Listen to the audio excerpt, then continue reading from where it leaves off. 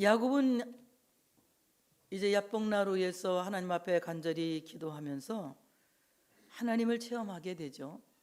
근데 그가 하나님을 체험하면서 하나님인 줄 알고 있으면서 당신의 이름을 알려주소서 이런 말을 합니다. 그리고 이 영성에서는 영성 식별이 아주 중요한 작업 중에 하나예요. 정말 내가 경험한 하나님이, 내가 주관적으로 경험한 하나님이 객관적으로 하나님이 맞은가, 이것을 우리가 항상 식별할 수 있는 이런 지각 능력이 우리에게 있어야 된다는 것입니다. 하나님을 경험했다고 했는데, 우리가 영적 경험을 했다고 했는데 그것이 참 하나님 경험이 아니라 자기 감정 충만이었는지 아니면 사탄을 경험한 것인지, 이것을 위해서는 분명히 우리는 영적 식별이 중요하다는 거예요. 야곱은 배우지도 않았는데 이렇게 하는 것 보니까 이것은 온전히 성령님이 야곱의 마음을 주도하신 것 같아요. 이것은 의심해서가 아니라, 이것은 참으로 아닐까 하는 이런 기우심에서가 아니라, 정말 나는 하나님을 내가 이렇게 경험했는데 이 하나님이 과연 성경적인지, 이 하나님이 정말 내가 참 하나님을 경험했는지, 이것을 식별하기 위해서 당신의 이름을 알려주소서라고 말합니다. 야곱이 청하여 이르되 당신의 이름을 알려주소서. 그 사람이 이르되 어찌하여 내 이름을 묻느냐고 거기서 야곱에게 축복한지라. 하나님이 나 하나님이야 이렇게 가르쳐주지 않았는데, 다음 절에 보면 야곱은 자기가 하나님을 배웠다고 고백하고 있습니다. 그러니까 자기가 경험한 하나님이 하나님인 줄을 알게 된 거예요. 자기가 경험한 하나님을 하나님인 줄 알게 하는 것은 사람에게 배워서 하는 것이 아니라, 누가 가르쳐줘서 하는 것이 아니라 성령이 그것을 알게 하신다. 그것을 알게 하시는 이는 아버지의 성령이신데 바로 하나님의 영이, 성령님이 우리를 그것을 알게 하시는 거예요. 정말 내가 하나님을 경험했구나, 내가 참으로 성부 성자 성령 삼위일체 하나님을 경험했구나 라고 이제 고백할 수 있게 된다고 하는 것입니다. 지난번에 말씀드렸습니다. 히브리 사회에서 이름에는 존재와 신분과 성품, 그 외에 등등 많은 것들이 포함되어져 있어요. 그 사람이 갖고 있는 이름은 이 사람이 어떤 신분을 갖고 있는지, 그 사람에 대한 존재, 신분, 성품 등이 그 사람 이름에 다 되어져 있는 것입니다. 그래서 그 사람 이름을 보면 이 사람이 누군 줄 알게 되는 거예요. 아브라함을 보게 되면 그는 열국의 아비라고 되어져 있습니다. 바로 이 아브라함은 열국의 아비, 믿음의 조상이라구나, 이름을 보면 알 수가 있게 되는 거죠. 오늘 하나님께 오늘 야곱이 묻기를 당신의 이름을 제발 나에게 말씀해 주세요. 당신의 이름이 무엇인지 나에게 가르쳐 주시기를 원합니다. 이 말은 당신은 어떤 존재이십니까? 당신의 신분은 무엇입니까? 당신은 어떤 성품을 갖고 있습니까?를 묻고 있는 것입니다. 그렇다면 하나님의 존재를 바로 우리는 어디서 답을 찾아야 되느냐? 성경에서 하나님의 존재에 대한 답을 찾아야 합니다. 성육신 하나님 예수 그리스도를 성경에서 답을 찾으면 그의 존재를 알 수가 있다고 하는 것입니다. 마태복음 1장 21절에 보니까 아들을 낳으리니 이름을 예수라 하라. 그는 그가 자기 백성을 그들의 죄에서 구원할 자이심이라 하니라. 아들을 낳으리니 그 이름을 예수라고 해라. 그리고 그 예수라고 하는 이름의 뜻을 잘 풀이해 놓았어요. 그가 자기 백성을 그들의 죄에서 구원할 자이심이라. 예수라고 하는 이름은 인류의 죄를 사할 수 있는 권세를 갖고 계신 이름이다. 예수의 이름 외에는 어떤 사람도 사람의 죄를 사할 수 없습니다. 왜 그러냐면 모든 사람은 죄인이고 모든 사람은 불완전한 그야말로 아담의 후손인 죄인들이기 때문에 사람은 사람의 죄를 사할 수가 없습니다. 그러나 예수님은 아담의 후손으로 오지 아니하시고 여자의 후손으로 오셨으며 성령으로 잉태되어 탄생하신 분이십니다. 그는 죄가 전혀 없으신 완전한 인간이시고 완전한 인성을 갖고 계시기 때문에 우리의 죄를 사하시기에 충분한 하나님이시라는 거죠. 그래서 예수 그리스도는 자기 백성을 그들의 죄에서 구원하시고 그들의 죄를 사하여 주신다고 하는 것입니다. 예수 그리스도 외에는 아무도 죄를 사할 수 있는 권세가 없어요. 다만 우리는 우리 서로의 잘못을, 서로의 과실을 서로 화해하고 용서할 수는 있습니다. 그렇지만 그것은 완벽한 죄사함은 오직 예수 그리스도만이 하실 수 있다고 하는 것입니다. 어떤 사람들이 죄사함을 받기 위해서 돈을 내고 죄사함을 받으려고 한다면 그것은 매우 잘못된 생각이라는 거죠. 예수 그리스도를 믿음으로 말미암아 죄사함을 받을 수 있는 것이며 예수님만이 우리의 죄를 사하실 수 있게 된다고 하는 사실을 믿으시기를 축복합니다. 당신의 존재는 무엇입니까? 이렇게 물어본다면 나는 너의 죄를 살 수 있는 권세가 있단다, 이렇게 주님은 말씀하고 있는 것이에요. 오늘 예수라고 하는 그 이름은 자기 백성들만의 죄를 용서해 주시는 분이다. 사도행전 4장 12절에는 다른 이로서는 구원받을 수 없나니 천하 사람 중에 구원을 받을 만한 다른 이름을 우리에게 주신 일이 없음이라 하였더라. 우리를 살 수 있는, 우리를 구원할 수 있는 이름은 예수 그리스도 한 분 외에는 없다고 하는 것입니다. 성경은 예수 그리스도에 대한 존재에 대해서 확실하게 말씀하고 계시는 거예요. 우리의 구원자이시며 우리의 죄를 사하시는 권세가 있으신 분이라고 말씀하고 있는 것입니다. 또 요한은 이렇게 말합니다. 요한복음 1장 1절에 보니까 태초에 말씀이 계시니라. 이 말씀이 하나님과 함께 계셨으니 이 말씀은 곧 하나님이시니라. 바로 예수 그리스도는 말씀이시다. 헬라 로고스라고 하는 말인데 이 로고스라고 하는 말은 굉장히 광범위한 의미를 갖고 있어요. 뭐 언어, 진술, 소문, 정보, 뭐 또는 계산, 뭐 이런 것, 목록, 이런 여러 가지 의미를 갖고 있는데 요한이 말하고 있는 로고스는 그러한 것들보다 예수 그리스도는 곧 바로 하나님의 나라를 전파하고 하나님의 나라를 알려주는 로고스다. 그가 오셔서 하나님의 나라를 선포하셨고 하나님의 나라를 전파하심으로 말미암아 모든 사람들을 회개하고 하나님의 나라로 돌아오게 하시는 놀라운 일을 행하셨다고 하는 사실을 믿으시기를 축복합니다. 그럼 요한이 말하는 로고스는 만물이 창조되기 전부터 예수는 계셨다고 말하고 있는 거예요. 바로 만물이 창조되기 전부터 하나님과 함께 계셨고 바로 예수 그리스도는 하나님과 한 분이시며 영원부터 영원까지 있는 바로 영원성을 강조하고 있는 것입니다. 하나님 다르고 예수님 다른 것이 아니라 하나님과 예수님은 동체이시다, 하나이시다, 일체이시다. 그러니 예수는 곧 하나님이라고 말씀하고 있는 것입니다.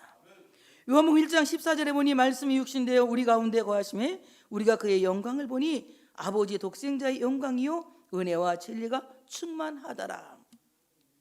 날이 새도록 어떤 사람을 붙들고 씨름한 야곱은 바로 성육신 하나님 예수 그리스도 하나님이신 예수 그리스도를 붙들고 씨름하며 기도했다는 것을 본문은 말씀하고 있는 것입니다. 그러니 내가 붙들고 내가 껴안고 씨름한 나는 곧 하나님이라 이렇게 말씀하고 있는 거예요. 예수를 하나님으로 알게 하는 것은 혈육이 아니라고 말합니다. 시몬이 고백하죠. 주는 그리스도시요 살아계신 하나님의 아들이십니다 라고 고백해요. 그때 예수님이 시몬을 칭찬하시면서 뭐라고 말씀하십니까? 이것을 너에게 알게 한 이는 혈육이 아니요 이것을 너에게 알게 하신 이는 곧 하나님이시라고 말씀하고 있습니다.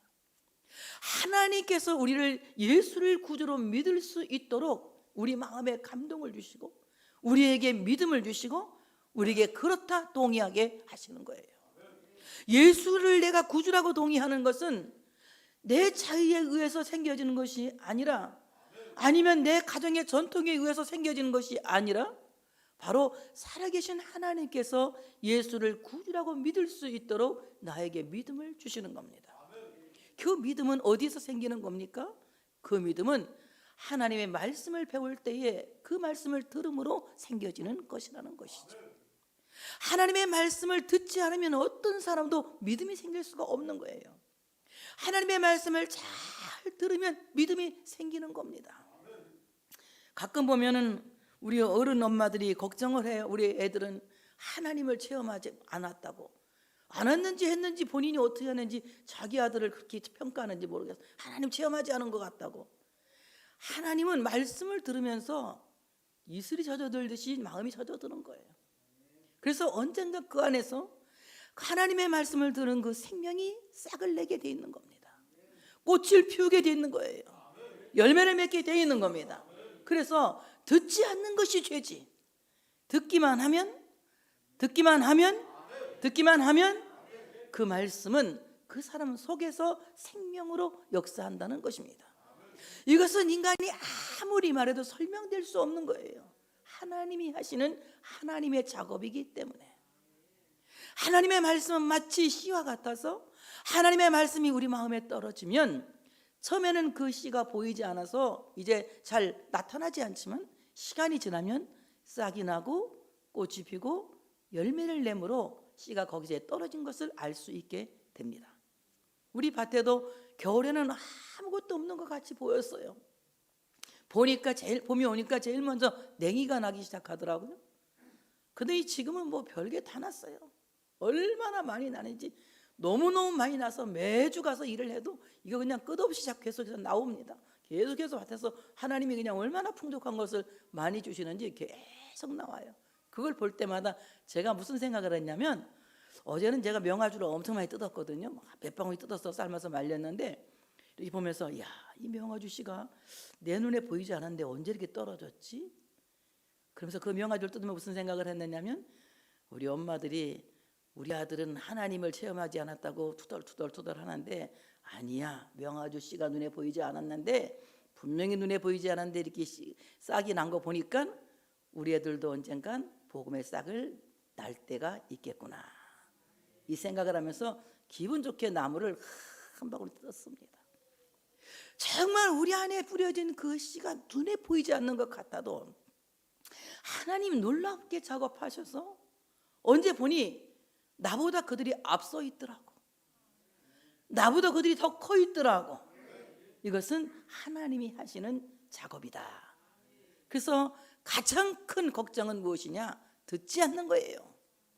하나님의 말씀은 들으면 그 말씀이 그 안에 씨가 되어서 싹을 내고 꽃을 피고 열매를 내게 되어져 있다는 것입니다. 그러므로 오늘 말씀이 육신되어 우리 가운데 오신 예수 그리스도, 그분을 알게 하시고 그분을 믿게 하시고 그분을 나의 구주로 고백하게 하시는 이는 하나님이시다.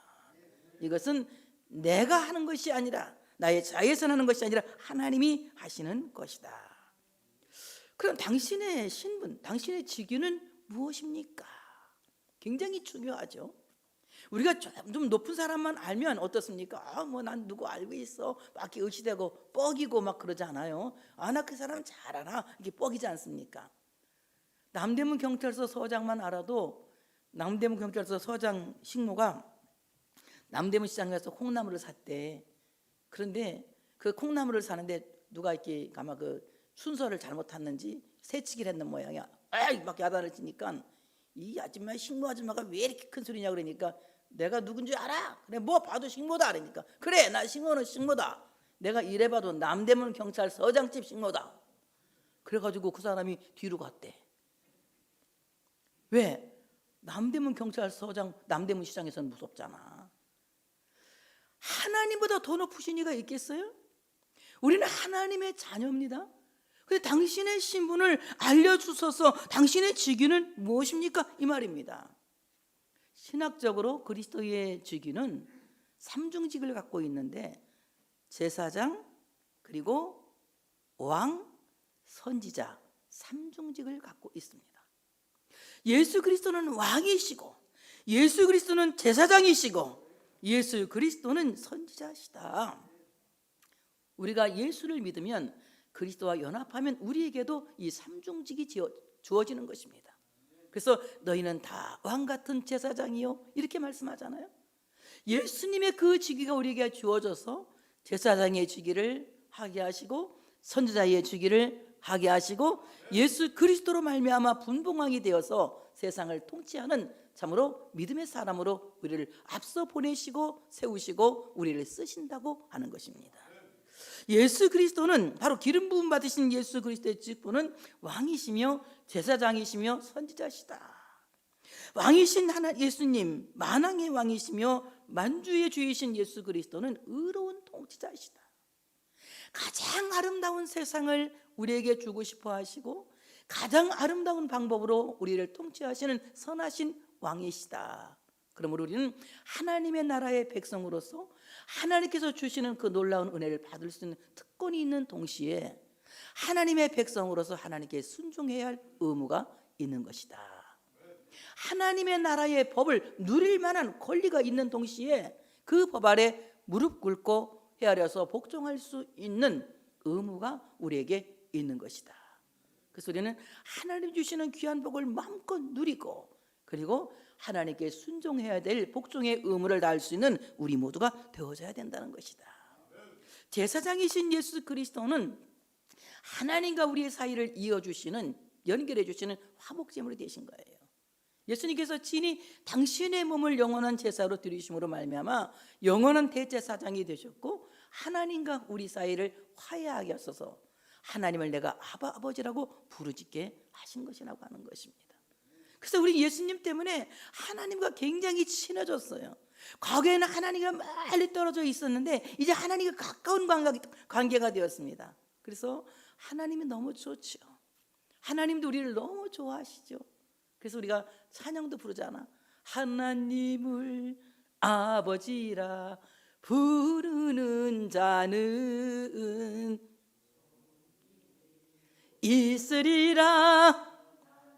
있으리라. 좋은 일이 있으리라. 많이 있으리라. 예수님 때문에 하나님을 아버지라 부르짖게 되었고 바로 예수님 때문에 하나님을 아버지라 부르짖는 자에게는 좋은 일이 많이 일어나게 된다. 좋은 일이 많이 일어나게 된다. 또 예수님은 선지자시다. 우리에게 말씀을 가르치시고 우리 하나님의 말씀을 선포하시는 분이다. 여러분, 이것이 하나님의 말씀이다라고 말할 수 있는 사람은 선지자의 직분을 하는 거예요. 이것은 내가 말하는 것입니다. 내가 생각하기에 이렇습니다. 이것은 자기 말을 하는 것이고 하나님의 말씀입니다. 하나님께서 이렇게 말씀하셨습니다. 하나님의 당신을 이렇게 사랑하십니다라고 말하는 것은 선지자적 말씀을 전하는 거예요. 그래서 오늘 예수님은 이 땅에 오셔서 하나님의 아버지의 말씀을 우리에게 증언하시고 하나님 아버지의 말씀을 우리에게 가르치신 분이다. 진리의 영으로 우리에게 가르치신 선지자적인 하나님이시다. 그러니 오늘 야곱이 물은 당신의 직위는 무엇입니까? 당신은 어떤 직위를 갖고 계십니까? 당신의 신분은 무엇입니까? 라고 물으면 바로 주님은 우리의 왕이시며 주님은 제사장이시며 주님은 선지자십니다 라고 말할 수 있어야 된다는 거예요. 그 다음에 당신의 성품을 알려주셔서 당신은 어떤 성품 갖고 있습니까? 정말 무섭고 아주 진노하시고 호령만 하시는 하나님이십니까? 이렇게 물어보는 거예요. 하나님의 성품에 대해서. 그런다면 야곱은 숨을 곳이 없지요. 늘 탈취하고 형의 뒷덜미 잡고 뒤통수던 그 야곱이 그렇다면 숨을 곳이 없지요. 그런데 우리 하나님의 성품은 어떤 성품입니까? 예수 그리스도의 성품은 나는 온유하고 겸손하니. 예수님의 성품은 온유하고 겸손하세요. 그런 반면에 베드로전서 1장 16절에 보니까 내가 거룩하니 너희도 거룩할지어다. 거룩하시다. 다르시다. 내 생각과는 다르시고 정말 특별하시다. 그리고 요한일서 4장 8절에 보니 하나님은 사랑이시라. 하나님은 자기 백성을 사랑하시되 처음부터 끝까지 완벽하게 사랑하신다. 여러분, 인간은 사랑하다가 기분이 안 맞거나 자기 계산에 맞지 않으면 그 사랑을 버리지만 하나님의 사랑은 영원하시기 때문에 처음부터 마지막까지 끝까지 사랑하시는 거예요. 내가 약점이 있음에도 불구하고 사랑하시고 내가 죄가 있음에도 불구하고 사랑하시고 내가 부족함에도 불구하고 끊임없이 나를 사랑하시는 거예요. 왜? 나는 하나님의 자식이기 때문에. 자식을 버리는 부모가 없듯이 하나님은 우리를 처음부터 끝까지 사랑하시는 거예요. 그러니 여러분, 때로 하나님이 날 사랑하지 않는가? 이런 의심은 버리세요. 그것은 잘못된 죄입니다. 하나님이 나를 사랑하지 않는가? 이건 죄예요. 하나님은 나를 사랑하신다 라고 철통같이 믿어야 할 줄로 믿습니다. 오늘 이렇게 하나님 당신의 이름을 알려주셔서 당신의 이름을 알려달라고 하는 야곱이 곧바로 그의 마음에 믿음이 온 거예요. 그러므로 야곱이 그곳 이름을 브니엘이라 하였으니 그가 이르기를 내가 하나님과 대면하여 보았으나 내 생명이 보존되었다 하며더라. 자기가 지금 대면한 그 사람은 하나님이라는 거예요. 하나님이야 이렇게 가르쳐주지 않았는데도 그는 하나님인 걸 알게 된 것입니다. 누가 알려줬다고요? 성령님이 알려줬다고. 자, 브니엘은 하나님의 얼굴입니다. 하나님의 얼굴. 얼굴과 얼굴이 서로 똑바로 마주보고 있었다 이 말입니다. 오늘 야복나루에서 야곱은 하나님의 얼굴과 자신의 얼굴이 딱 마주보고 있었던 거예요. 그리고 밤이 새도록 날이 새도록 그 하나님을 붙들고 그 하나님을 끼안고 씨름하며 기도했다고 하는 것입니다.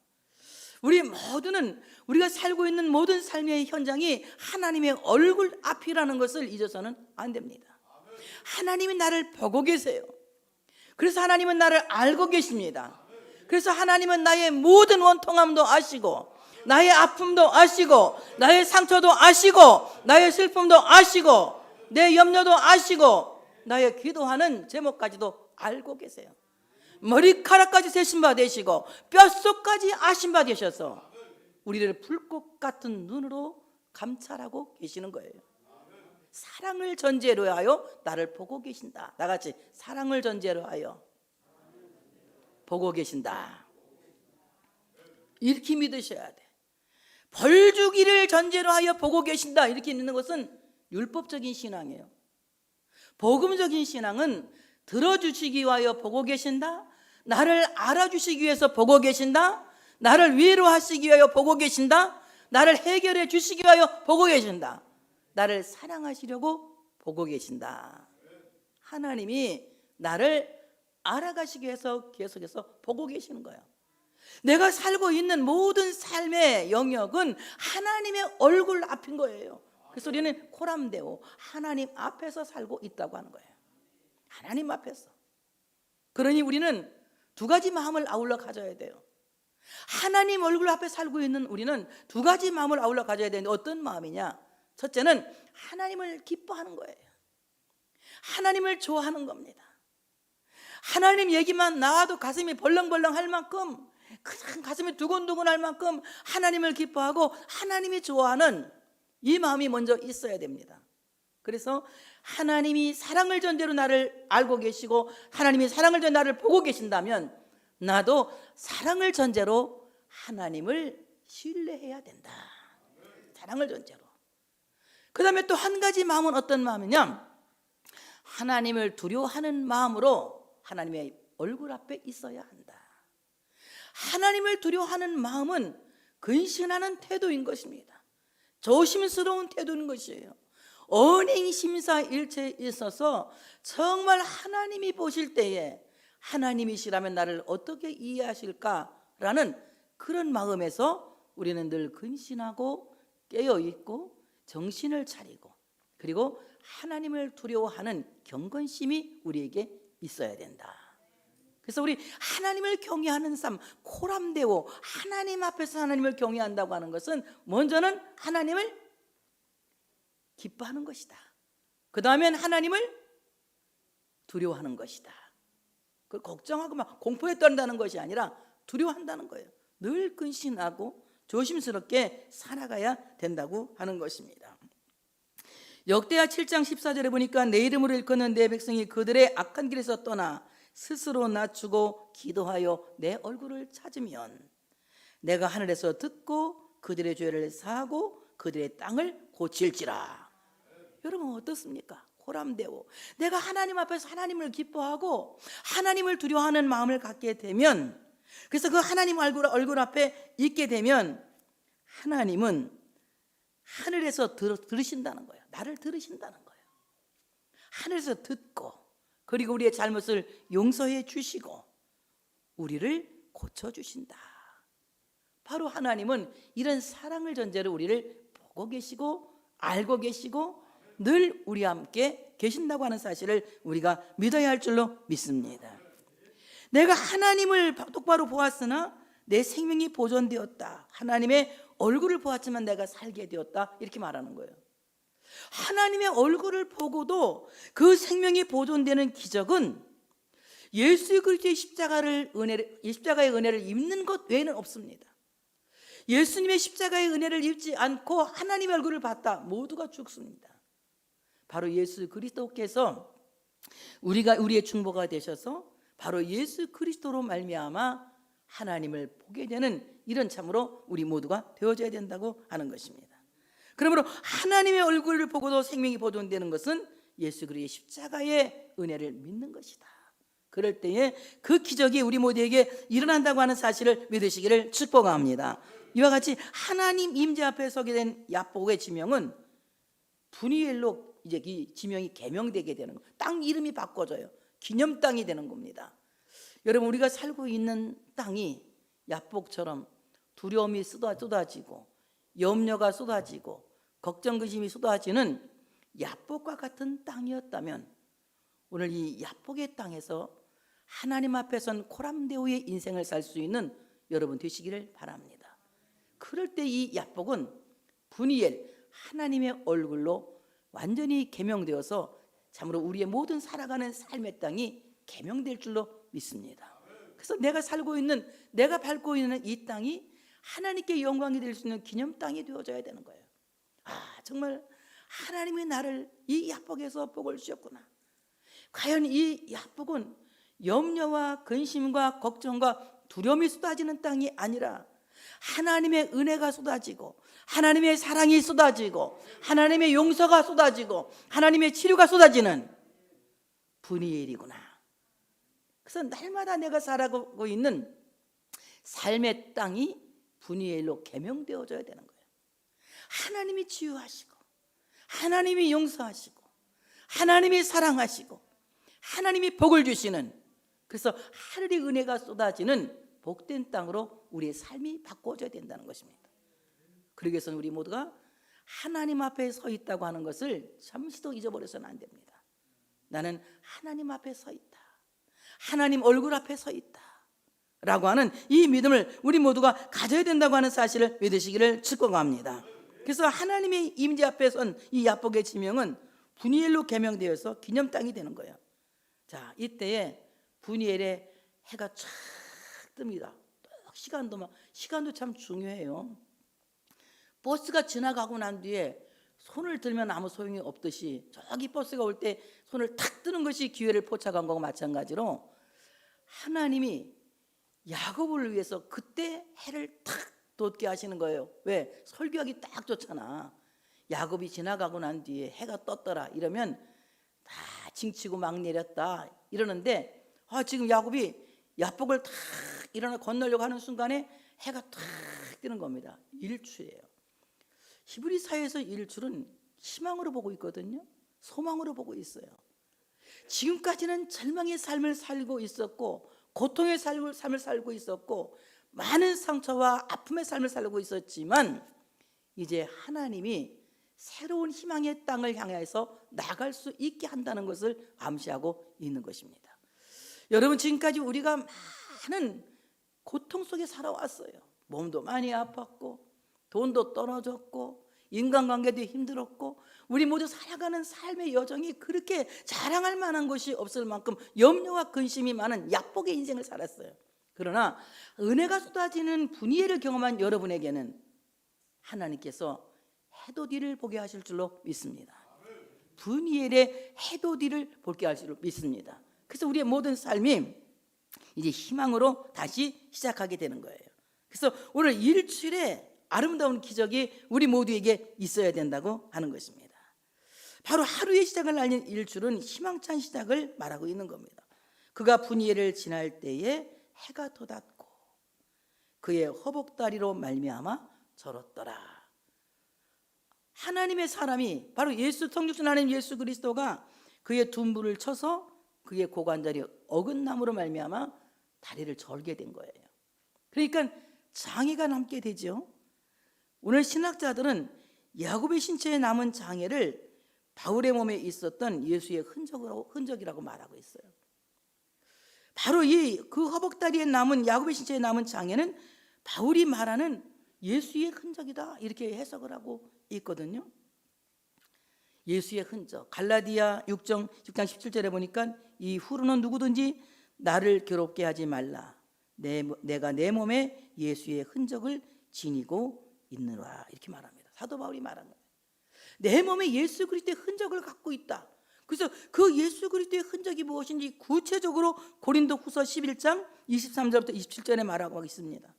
내가 수고를 넘치도록 하고 옥에 갇히기도 하고 더 많이 하고 매도 수없이 맞고 여러 번 죽을 뻔하였으니 유대인에게 40에서 하나 감한 매를 5번 맞았으며 3번 태장으로 맞고 1번 돌로 맞고 3번 파손하고 일주야를 깊은 바다에 지냈으며 여러 번 여행하면서 강의 위험과 강도의 위험과 동족의 위험과 이방인의 위험과 시내의 위험과 광야의 위험과 바다의 위험과 거짓 형제 중의 위험을 당하고 또 수고하며 애쓰고 여러 번 자지 못하고 줄이며 목마르고 여러 번 굶고 춥고 헐벗었노라. 자기가 지금 일생 동안 살아오면서 고생한 고생담을 얘기하고 있는데, 바울은 내가 이렇게 고생하며 고생하고 살아서 신세한탄하는 것이 아니라 그 고생을 예수의 흔적이라고 말하고 있는 겁니다. 여러분, 예수의 흔적이라고 하는 것은 그리스도인에게 가장 큰 훈장이에요. 우리나라에서 제일 큰 훈장이 뭐죠? 무궁화 훈장이다. 뭔 훈장이 크지? 훈장 좋은 거 주더만 잊어버렸네. 난 본 거 같은데 텔레비에서. 뭔지 몰라요? 맞아? 맞게 말했는가 보네. 무궁화 훈장이라면, 우리나라 최고의 훈장이 무궁화 훈장이라면 하나님 나라에서 최고의 훈장은 예수의 흔적이다. 예수의 흔적이다. 예수님 때문에 굶었다. 훈장이다. 예수님 때문에 고생했다. 훈장이다. 예수님 때문에 내가 고통스러운 고난의 인생을 살았다. 훈장이다. 정말 예수님 때문에 겪어온 지난날의 모든 슬픔과 수고와 그리고 내가 살아온 모든 어려운 경험들이 하나님 앞에서는 인간은 도저히 말로 표현할 수 없는 커다란 상급이요 훈장이라고 하는 사실을 믿으시기를 축복합니다. 사도 바울이 이런 고백을 하면서 그는 어떤 말을 합니까? 내가 믿음을 지키기 위해 선한 싸움을 싸웠다. 그리고 달려갈 길을 마쳤다. 끝까지 달려갔다. 마라톤을 하다가 중도에서 포기하지 아니하고 골인 지점까지 끝까지 달려갔다는 것입니다. 여러분, 마라톤이라고 하는 것은 1등을 하게 달려가는 것이 아니라 거기까지 달려가기 위해서 하는 경주예요. 신앙인의 마라톤이라고 하는 것은 내가 누구보다 잘하기 위한 마라톤이 아니라 하나님이 내게 주신 이 여정을 끝까지 달려가기 위한 경주라고 하는 것입니다. 끝까지 믿음을 지키면서 삶의 참으로 경주를 마치는 그날에 하나님이 예비하신 의의 면류관, 사람이 상상할 수 없는 예수의 훈장이 우리에게 주어진다고 하는 것입니다. 오늘 우리가 예수님 때문에 매맞고 예수님 때문에 고난당하고 예수님 때문에 헐벗고 예수님 때문에 옥에 갇히고 예수님 때문에 아프고 예수님 때문에 고통스러운 쓰라린 인생을 살았다면 여러분, 그것을 고생이라고 말하지 마시고 바울처럼 멋지고 세련된 언어로 훈장이라고 말합시다. 예수의 흔적이 내게 있다. 예수님 때문에 고생한 그 고생이 오히려 고생이 아니라 내겐 자랑이다. 예수님 때문에 아팠던 그 모든 상처가 아니라 오히려 내게는 자랑이다. 그 약점이 없었다면 내가 하나님을 더 깊이 만나지 못했고, 그 약점이 없었다면 내가 하나님을 더 깊이 사랑하지 못했을 텐데, 그 약점 때문에 하나님을 깊이 사랑할 수 있었고 하나님을 깊이 만날 수 있었으니 예수의 흔적은 내게 놀라운 자랑이다 라고 우리 모두가 고백할 수 있어야 할 줄로 믿습니다.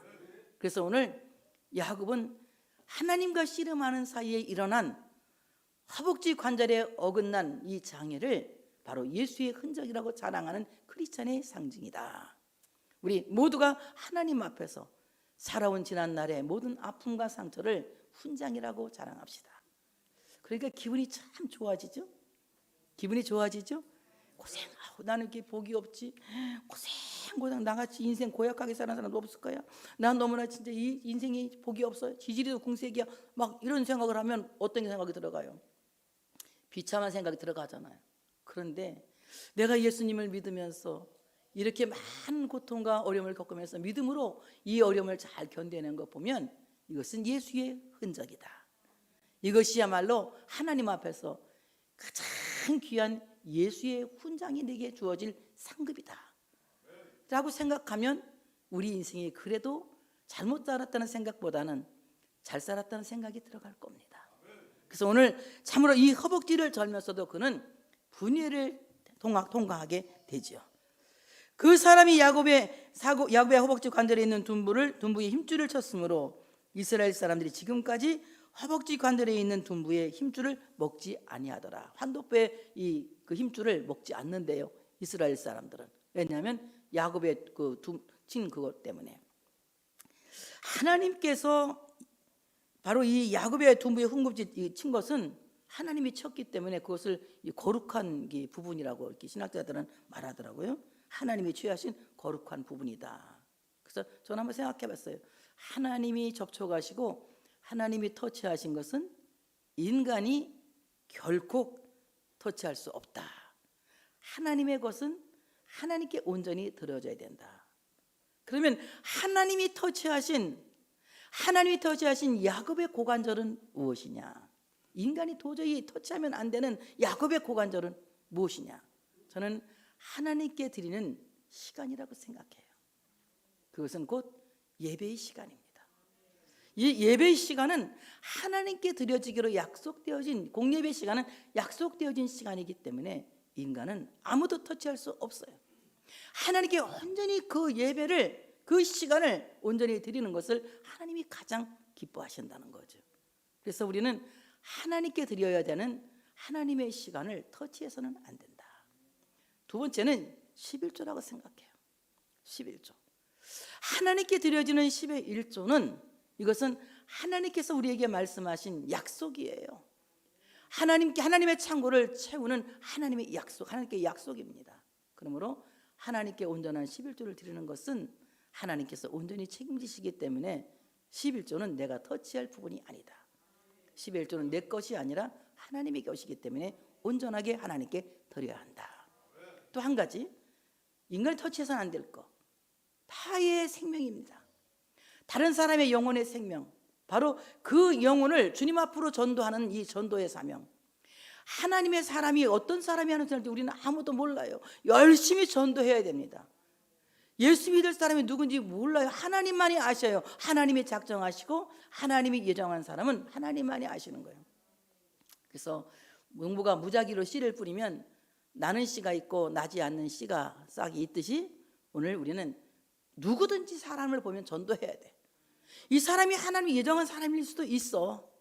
그러니까 우리는 이 사람이 예정한 사람이 아닐 거라는 예상을 하지 말고 하나님이 예정할 사람일 거라고 예상하시고 듣든지 안 듣든지 예수 믿읍시다. 우리 교회 나오세요. 성민교회 나오세요.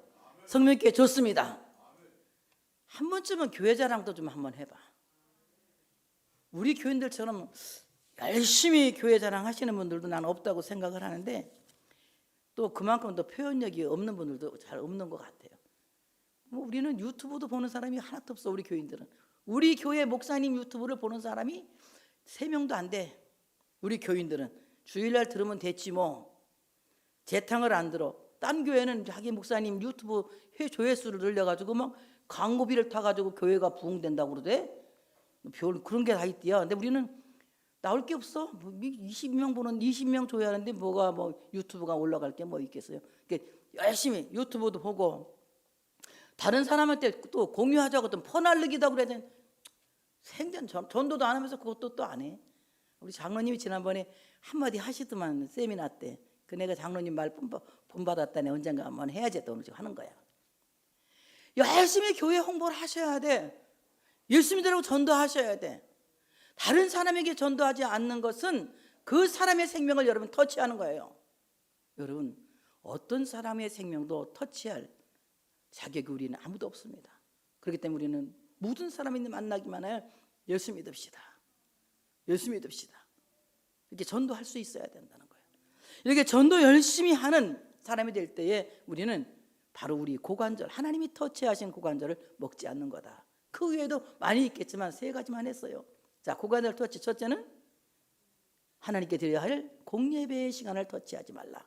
두 번째는 10의 1조를 터치하지 말라. 세 번째는